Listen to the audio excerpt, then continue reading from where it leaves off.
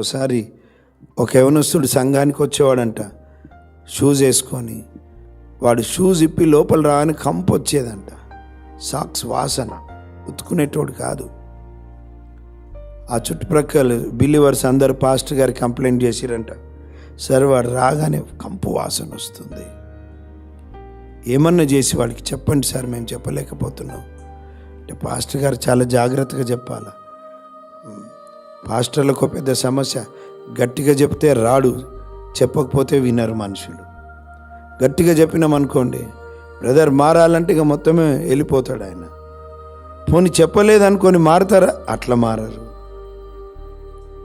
బుజ్జగించి చెప్తే వినరు, గద్దించి చెప్తే ఉండరు. ఇది పాస్టర్ల సమస్య. సరే ఇక పాస్టర్ గారు వాడికి ఎట్లా చెప్పాలా, వానికి ఉన్నదే అదే సాక్స్, మరి ఉతుకుంటలేడు ఏంటో. పిలిచి వాడికి, ఒరే నీకు బాగాలేనట్టునే మాసిపోయినాయి, కొత్త సాక్స్ ఇస్తా, వచ్చే వారం నుంచి నువ్వు కొత్త వేసుకురా అని మంచిగా కొత్త సాక్స్ ప్రజెంట్ చేసిండు. ఇండైరెక్ట్గా మనసు బాధపడకుండా, అది పాతగా అయిపోయినాయి కదా నాన్న, ఈ కొత్త వేసుకో, మంచిగా ఉంటుంది, ఇది కాస్ట్లీ సాక్స్, ఇవి చాలా బాగుంటుంది నీ కాళ్ళకి, అన్నీ చక్కగా చెప్పిండు. సరే సార్ వచ్చే వారం నుంచి ఖచ్చితంగా వేసుకొని వస్తా అన్నాడు. ఆదివారం వచ్చింది, అంతకుముందు అందరికి చెప్పిండు, ఈ వారం నుంచి మీకు వాసన రాదిగా, వాసన ఆల్రెడీ కొత్త సాక్స్ ఇచ్చిన.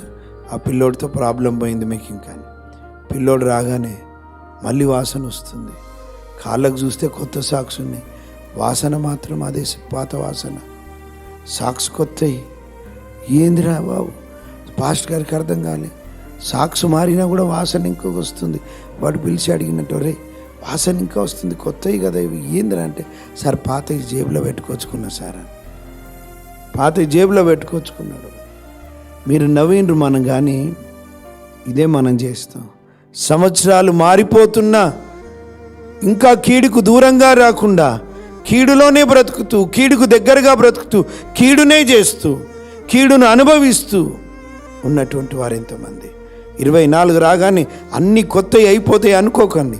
దేవుడు మాత్రమే నూతన పరచగలడు, కానీ క్యాలెండర్ మారినంత మాత్రాన అన్నీ మన జీవితంలో మారిపోతాయి అనుకోవడానికి వీల్లేదు. ఎందుకో తెలుసా, ఆ రోజు డిసెంబర్ 31వ తారీఖున మధ్యరాత్రి తాగి తందనాలాడుతూ యాక్సిడెంట్ అయి కొత్త సంవత్సరంలో అడుగు పెట్టకుండానే, లేదా పెట్టిన కొన్ని గంటలలోనే వారి జీవితంలో కీడు చేత మరణించేవారు ఎంతోమంది ఉంటారు వరల్డ్ వైడ్గా. కొన్ని రోజుల కిందట మేము ఉప్పల్ నుండి వస్తూ ఉన్నాం. అప్పుడే యాక్సిడెంట్ అయింది అనుకుంటా, స్పీడ్గా పోతున్నారు. కథం మేము చూసేసరికి ఎగిరిపోయింది పిల్లోడు. క్షణాల్లో అండి జీవితాలు. తాగి స్పీడ్గా ప్రతి విధమైన కీడు. ఈరోజు నీ జీవితంలో ఇది కీడు అని నీకు అర్థమవుతుంటే, కీడు ఏమన్నా చూడండి, కింద కీడుగా కనబడు ప్రతిదానికి. నీకు టీవీలో చూస్తే చూడకూడని చూస్తున్నాయేమో, బంద్ చేసేదాన్ని.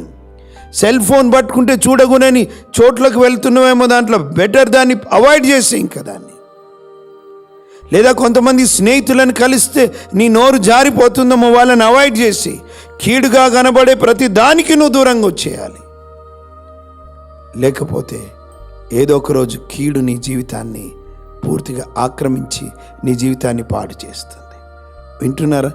నూతన సంవత్సరంలో అడుగుపెడుతున్నావు కదా, కీడు నుండి దూరంగా వచ్చే, కీడుగా కనబడే ప్రతిదీ, చూపులు, నడకలు, క్రియలు, తలంపులు, చేష్టలు, నోటి మాటలు, పడక, నడక, ఏది చూస్తున్నావో, ఏం చేస్తున్నావో ప్రియులారా, కీడు నుండి ఈరోజు ప్రభు కోరుతున్నాడు. కీడు నుంచి దూరంగా వచ్చే, కీడు నుంచి దూరంగా వచ్చే.